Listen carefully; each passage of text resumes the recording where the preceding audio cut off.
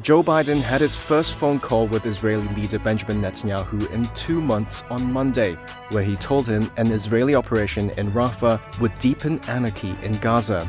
Tensions have risen between Israel and the US, its top ally, over Netanyahu's handling of the war in Gaza. US National Security Advisor Jake Sullivan said later that Biden told Netanyahu Israel needed a coherent strategy rather than to smash its way into the war-torn enclave. A major ground operation there would be a mistake. It would lead to more innocent civilian deaths, worsen the already dire humanitarian crisis, deepen the anarchy in Gaza, and further isolate Israel internationally.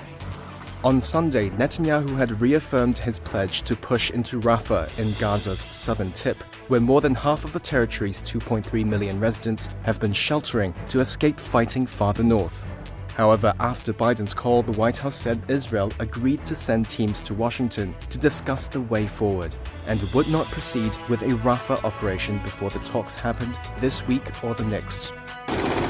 Meanwhile, Israel claims it killed 20 militants in a deadly clash at Al-Shifa hospital in Gaza City early Monday. In video from Israeli forces, Israeli soldiers could be seen firing their weapons and moving into the compound. Gunshots and explosions were heard in eyewitness footage of the raid, which Israel says also resulted in the death of a top Hamas operative. Israel says more than 200 terrorist suspects were apprehended in Al-Shifa. Gaza's Hamas-run health ministry said the Israeli raid led to multiple casualties and set off a fire in one of the buildings. Fighting in Gaza continues to take a toll on civilians, cutting off food supplies for thousands. A UN-backed monitor, the Integrated Food Security Phase Classification, or IPC, said Monday around half of Gaza's population, or 1.1 million people, were facing catastrophic shortages of food, and around 300,000 people there now face the prospect of famine-scale death rates.